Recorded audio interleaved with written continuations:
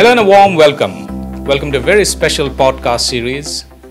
We are here to discuss something that is sweeping our lives, that is affecting our lives in a very positive, disruptive way, that is making our lives much more efficient. We are going to talk about digitizing public goods. We are going to talk about digital public infrastructure, the United Payments Interface, and a lot more areas that surround this landscape, that is sweeping this landscape. The government has put all of this at the far forefront of its agenda and trying to bring changes both in welfare delivery mechanisms, in welfare delivery, in data-centric delivery solutions, in the payments landscape, and a lot more other areas too. We have two very distinguished gentlemen who are going to talk to us about this because they know this area like that, they track it like the back of their palms. We have Viraj Tyagi and Sreeram Ananthasayanam. Viraj, of course, is the CEO of eGov Foundation, and Sreeram is partner Deloitte India. Viraj is an alum of IIM Bangalore and IIT BHU, is passionate about solving societal problems through public policies and also coming out with solutions, tech-driven solutions at speed and scale. He has been a serial entrepreneur and has held various corporate leadership positions, building businesses across Europe and India. He was the CEO and co-founder of NetPositive, one of the first big data and analytics firms in India, and is also the co-founder of Enable, a fintech company. Sreeram, of course, his forte is GovTech and emerging technologies. Welcome, gentlemen, to this very special podcast. Delighted to have you here. Thank you. Viraj, first to you. Just help us understand, what does DPG mean for our lives? How is it helping us? How is it changing our lives? Yeah, I think it's good to, first of all, look at DPG, what it means. So it's digital public goods. We're all used to public goods in our life. We use roads, we breathe the air that's around us. So it's available to everybody, accessible to everybody without any barriers. And I guess when you look at, in the public domain, the services that government delivers to the citizens, whether it's water, sanitation, payments, and all those kind of things, there is a need to see whether this could be created through public goods, digital public goods. That's why digital public goods came as a construct saying, can you create common shared infrastructure that can be used by multiple actors in the ecosystem, whether the government, private sector, or social sector, to make sure the services that the citizens need can be delivered in an equitable manner that everybody has access to it, whether I live in a slum or I live in a high-rise apartment in Gurgaon, and available without any barriers. Right. That it should not be that it is locked into, innovation is locked into one entity and they then kind of, it becomes a walled garden in that sense. So DPGs are basically digital technologies that help deliver the services and the interactions in the society in a frictionless manner, in an equitable manner, so that everybody has access to it. Absolutely. And just to understand, very wonderfully articulated by you actually, because public goods is always one of the strongest constructs, conceptual constructs of public economics, because we have concepts like a public park, for instance. It's equitable, it's accessible to everyone without any discrimination. So those who have a lot of money and those who don't have a lot of money have the same degree of access to a public park. And we are trying to kind of, replicate this in the services way, more so in the welfare delivery space in a digitized manner. Sreeram, just to understand from an Indian point of view, are we standing shoulder to shoulder to the rest of the world, or we are actually ahead of them? DPI, DPG as a construct, public infrastructure and public good, perhaps no other country in the world has delivered to scale and to the level of inclusion that India has done. Think of Aadhaar being available as a DPI to a billion plus population, being used for authenticating individual identity. Thousands, perhaps lakhs of identities getting authenticated every minute in country for service delivery. Right. So one, India has done it like nobody else has done at scale, number one. Number two, with the initiative of JAM, Jandan, Aadhaar and Mobile that was started in India, what is now happening is that public service delivery is now available even to the remotest corner of the country. You've seen videos where a hawker on the street who perhaps lives on a microcredit of 500 rupees a day is using a QR code to accept a payment. Right. Now, what it is doing, apart from making him or her financially independent, is also allowing them to create a credit history for themselves. That's right. So when those things start happening, You're right. it has a complete knock-off effect on the economy, which allows multiple other DPGs Right. to add value, because you have one digital public infrastructure, which is an Aadhaar or a UPI payment gateway, which is successful, and other things slowly start building onto it. So to answer your question, one, India is ahead. India is doing it at scale. India is doing it at a completely inclusive, irrespective of the have and have not population and the geographical divide. And most importantly, India is building the ecosystems around it. That's right. The strongest edifice of these, the change that we are witnessing before our very eyes, is the DPI, the digital public infrastructure, which is also described as the India stack. In fact, India is the only country to have a tech stack named by the name of the country, which is a commendable and remarkable achievement because for too long India was always seen as a development latecomer. The DPI, the beauty of DPI or the strength of DPI is it's interoperable, it's modular. So while the most visible change is seen in the payments landscape, because until say about 3-4 years ago, people would be buying goods, even vegetables or fruits from the vendors using notes. Now clearly there's a calming effect on the way real-time UPI payments are taking place. The change is not just technological, the change is financial, the change is regulatory, and also the change is, importantly, behavioral. Yeah. Right? There could have been a lot of resistance, but as we have seen, that resistance actually has given rise to a lot of, the change has come about without too much of a resistance. People have adopted to it. My question is, what next? We have, as Sreeram has said, that it's not just about getting integrated into a formal payment system.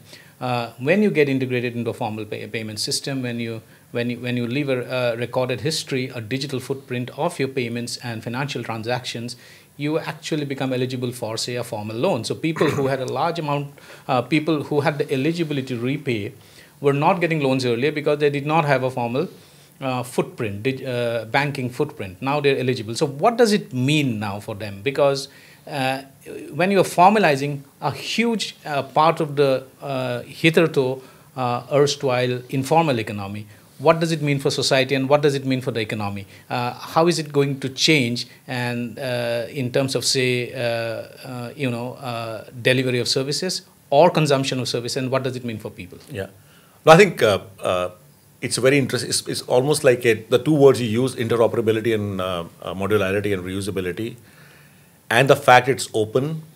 I think one of the most beautiful thing about this DPA approach is it unleashes possibilities that you can't imagine. Mm-hmm.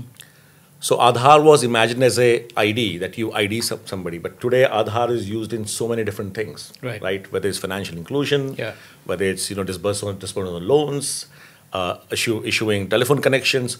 So I think so interoperability is a very important word, but basically it says what is mine, what I have built, you can see it, and because it's reusable, you can reuse it. Right. So it really unleashes forces in the ecosystem. So markets can participate, the social sector can participate, of course government can participate. And then people in their own context can build solutions and innovations that can actually help them move their community forward, or their businesses forward, or their whole agenda forward. So I think, for example, when we built Digit in 2016, we thought we were running an urban mission. So this will be urban service delivery. But the way, so that's what how is also very important, not just what is built. And that's where interoperability, reusability are very important constructs. But the way we designed it, and Nandan is one of our founders. So we've designed it the same way, that it should be reusable, it should be interoperable. And 8 years fast forward, it is being used in sectors, education, Sreeram was telling me Minister of External Affairs is going to use it for evacuation in situations, health, sanitation, water. And it's all because a lot of people can participate in it. So basically it unleashes the innovative forces in the markets and society to unleash new possibilities. Right. And that's the most beautiful. You're not deciding sitting here, Right. what should you build on digit next. Right. People in their own context are deciding what problem I need to solve. Right. And how can I solve it in the most effective and inclusive manner. Right. If I add on Yeah, to what he absolutely. said, think of a DPG as a bunch of Lego blocks which can be configured to your need. And perhaps you build a bridge, you build a house, or you build a toy to play with, right? So the digit, which is the product that eGov Foundation owns and quite successful in the urban arena. In fact, I would dare say digit is one of the products that has got the maximum amount of acceptance in the urban arena, so much that Ministry of Housing and Urban Affairs have called out digit as the platform Right. for urban service delivery. So what Deloitte has done with it is, yes, we're using it for urban, but we understood the concept of the Lego blocks, how digit is Yeah. constructed. So we unbundled digit. Now, a monolithic system is a monolithic system, but a DPG, a digit, is unbundleable. So if A and B are connected, I can remove A and B, connect C to A. Right. So I've unbundled, I've rebundled, I've built more layers on top. Right. So that now we can use digit, which was primarily for urban, to deliver for education, to deliver for works, to deliver for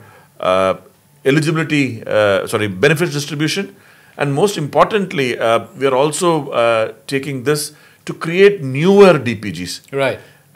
For example, for industries. So there are multiple things that a DPG allows you to do. And going back to your point on ecosystem innovation, this is a classic example of ecosystem innovation, working with the product owner, unleashing newer capabilities that were hitherto not envisaged. So this is a classic case of something that was publicly funded and created by the government, and how it has actually, the results of which are actually spreading through the private sector also.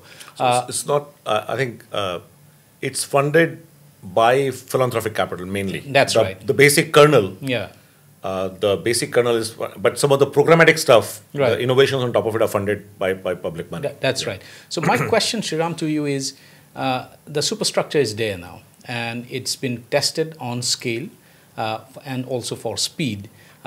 How is now the collaboration between the government and the private sector happening to take it to the next level? And what are the kind of, what are the kind of results that we could see, which goes beyond much what we are seeing now? So I'll take another example than digit to explain this. All of us have seen ONDC, Open Network for Digital Commerce, right? But what propels is an open network concept. Correct. And a certain protocol that propels it. So what is now happening is that private sector and government is now wanting to take it beyond commerce. Right. So what does ONDC do? It allows you to discover and serve and fulfill your e-commerce needs. So I know who are the sellers, I know who are the buyers, I can do whatever I want with ONDC. Take that concept and shift it to, say, health. Can I discover doctors? Can I discover pharmacies? Can I discover doctor appointment slots? Can I discover labs? Can I discover blood donation banks? And it democratizes the whole process. Right. So there is no centralized authority. There is no centralized person who decides if I search a doctor who has a service provider who has certain consideration comes on top of the search. Right. That doesn't happen. It is completely democratic. So it's happening for healthcare. It is happening in law and justice. It is happening in commerce. And it's going to happen in multiple other sectors as well. So again, if I go back to the whole thing, to simplify it, open network is something for discovery and fulfillment. Right. In a democratized, open manner. So anybody who wants a service where somebody has to discover a service and get it fulfilled, government and private sector are collaborating to make it happen. Right. Viraj, one of the key aspects has always been the privacy issues. And here we are, if I have my Aadhaar card and if I've shared those details, there's always that lingering fear that this could be misused. How are the concerns being allayed here, and to what extent do you think the risks still exist, or have we completely ring-fenced this? So I think there are two or three things that are important when you look at privacy as a construct. One is what information is being collected. So I think a lot of the effort, in fact, there's a famous story on Aadhaar, when the first kind of proposal came, the number of fields required for the form were like some 60 or 70. That's right, yes. And so I think minimalism is a very important, again, I think minimalism is a very important construct in DPIs and DPGs, that you only do minimal build so that other people can build on top of it. Right. So same for information. So I think first is you need to control at the point of collection of data. What data you're collecting. Why do you need somebody's PAN card to issue a bill for water, right? So I think that's the first thing. Second is, how do you, there's obviously technology around encryption. How do you encrypt data? PII, the personal information. How do you encrypt it and control access? So a lot of the design on these DPIs and DPGs are auditable. Every interaction leaves an audit trail. So you can actually see who opened what when. Second is you can control at what level what data can be accessed and for what purpose. And finally, the consent framework, right? That you can actually, at the point of accessing the data, have ask the citizen, I want to access your records for this purpose. Do I have your permission? That's so right. Those are the three design constructs. Finally, when things hit the ground, there are programmatic constructs. That how do you run a program? Yeah. Okay. So that is, as a DPG provider, we have guidelines for people that you should, never share passwords. Right. Okay. That if a request comes in, and your request got this data once, don't ask for the data again. What data can be seen by which person? Have role-based access. So those are those are three constructs: collection, what do you do in the platform, and what do you do programmatically. Sreeram, one question, it's a basic but nonetheless a fundamental question, is that in the case of a physical public good, for instance, like a park, we know who owns that park. Eventually, the final ownership lies with the government or the civic authority. In the case of DPG, where does the ownership lie? So very, very interesting question. In fact, Viraj and I were talking about this this morning. See, there are certain DPIs which are owned by the government, like Aadhaar or other things which government owns. Now, when you build a DPG on top of it, it's a collective community effort. And when a collective community effort happens, and most of them are open source, open stack, open standards, available to anybody. So in this current world of, for lack of a better word, hyper-vigilantism, where every single adolescent kid who's learning computer science would want to earn fame by hacking into something, right? All of these softwares are available to find vulnerabilities because it's available for download, it's available for access. So there is a community construct itself which allows a certain level of security. But the product owners who are creating this in the first instant, they also undergo a very structured approach before it's getting released into public. Then there's another construct that is currently happening. For example, when Digit created the framework for urban, when Ministry of Housing and Urban Affairs took it, they took an instance of Digit and called it as Upyog. And that Upyog platform went through a certain set of testing, vulnerability assessments, penetrations and everything before it was given off to the public sector for implementation. That's right. So one, there is a basic level of security and basic level of public good related security.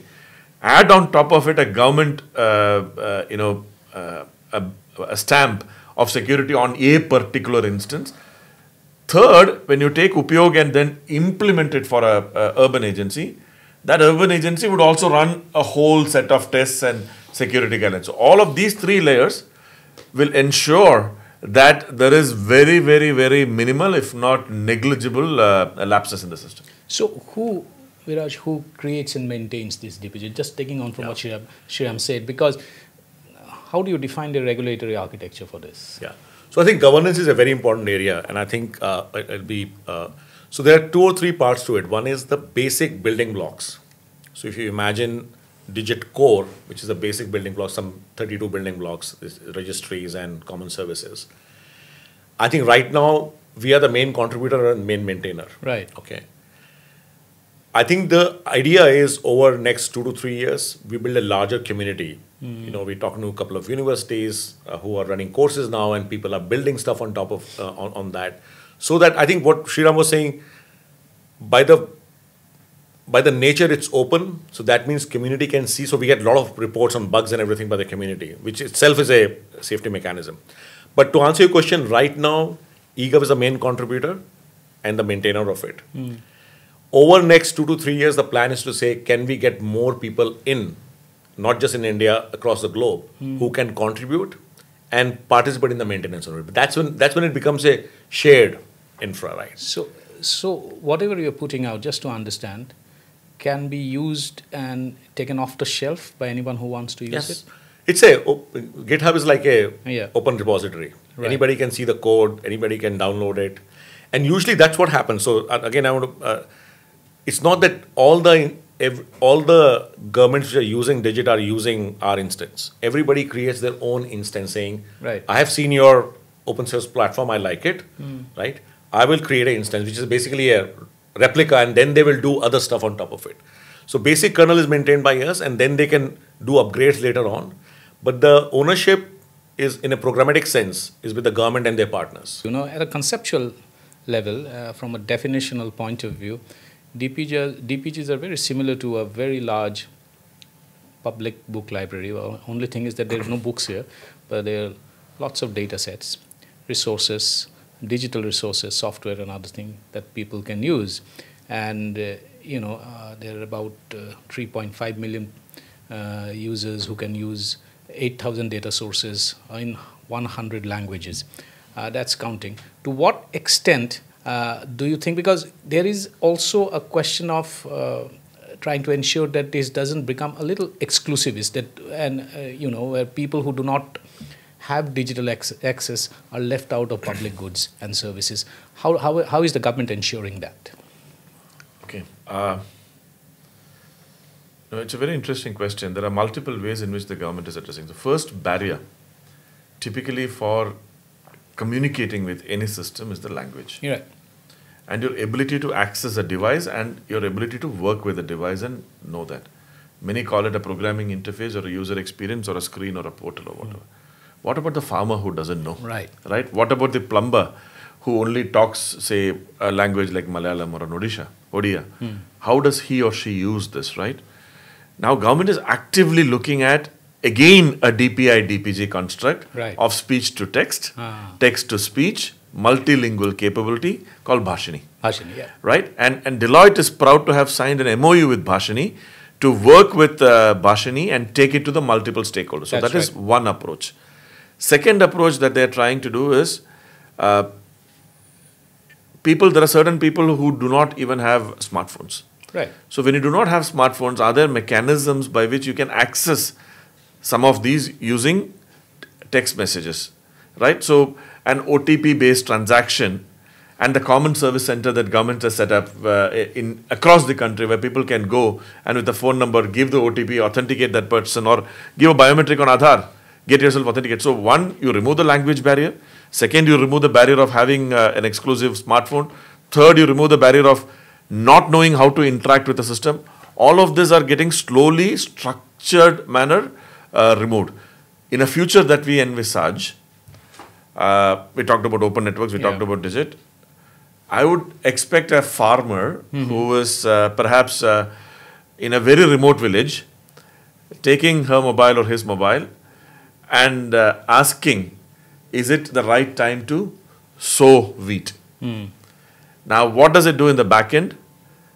Bhashini converts the question. Sow wheat, geolocated. I know this is the place.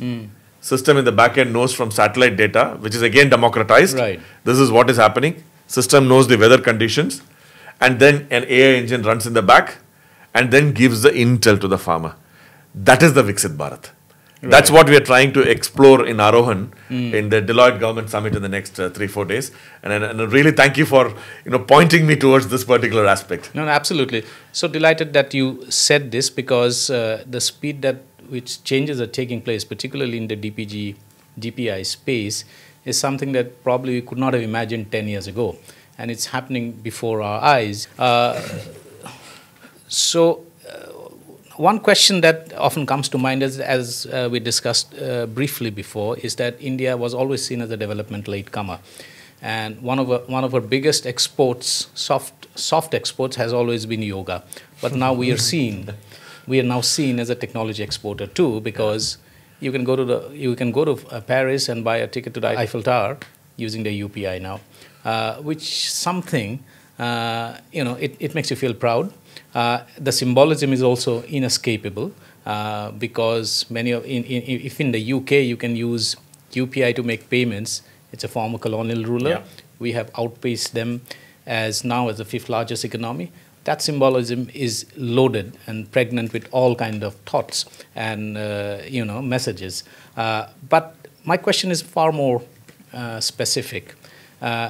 Is UPI, DPI, DPG, and the entire superstructure around it going to be India's biggest technology exports? Has India set the template for the world to emulate? Yeah. I think I would say, and you use the word yoga, it's very, very apt for this situation. Because DPG, DPIs are interoperable, reusable, and open. Yeah. It is amazing how fast the adoption, like for example in Africa is going right now. In 1 year, 5 countries are using Digit for malaria campaigns, which is basically Africa, still 500,000 people die of malaria every year. And one of the biggest way you can stop it is by distributing medicated bed nets. And running large-scale national campaigns using Digit health campaign management. From August is when Mozambique went live. So I think the flexibility of this thing and openness, and the fact that there's a South-South collaboration, is creating a very different kind of a momentum. Right. Especially in Africa, we are seeing of people saying, "Oh, this is another way of solving our societal problems." So definitely, I feel as from India to the world, DPI and DPGs are a great marker in terms of the leapfrogging we have done. Right. As a nation on taking a different approach. There are approaches which are very state-led. Yeah. Like China is a very state-led kind of approach, then approach is very, very market-led. And this kind of a middle ground in the sense that it is something built as a public good, and then the state and the marketing collaborate on top of it. Absolutely. And so it's not just the technology, it's also the philosophy and the operating model. Yeah. So I think it's more than technology. Absolutely. And also this has demonstrated to the world that this can be done at scale. Absolutely. And this scale and speed, given India's population, if you demonstrate it in India, it can be replicated anywhere else in the world. Let's not forget, at a fraction of the cost of traditional, I think people don't talk enough about it, but there's a strong financial case. Yeah, absolutely. In the countries where there is a public money is not that freely available to do technology, the order of magnitude difference in cost per transaction cost is 1:100. That's right, yes. Right. So it's like what they say, faster, better, cheaper. That's right. Only thing is that every now and then we get to hear that the government is going to probably impose some kind of a transaction cost on UPI transaction. At this point in time, it's entirely budgeted and subsidized by the government. Do you think, Sreeram, that could be a limiting factor? Because someone has to pay for this at some point in time for the real-time settlement. At this point, the government is subsidizing it through the budget. So let's put it differently.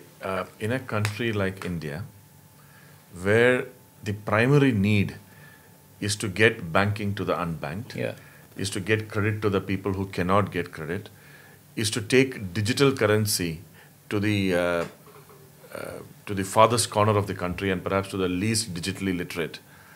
The benefits of government subsidizing far outweighs the costs of doing that, right? Absolutely. So, in my belief, we should have a very different hat of thinking when we are looking at whether government should fund this or not fund this, is from the hat of inclusivity, the hat of economic growth, and the hat of, as you said, the symbolism and message of India becoming a very significant rising power, and perhaps, as like he said, can set a template for the global south or the Caribbeans or the Southeast Asia or the Africa in terms of what is possible with technology, not going from brick and mortar to portal to mobile to some of this, You skip all the parts, Absolutely. directly jump into this and get it executed. And we have been successful. If India can be successful at scale, we can definitely handhold a lot more countries and make them successful too. Absolutely. And that's the Vishwaguru. Absolutely. It's not just technological, it's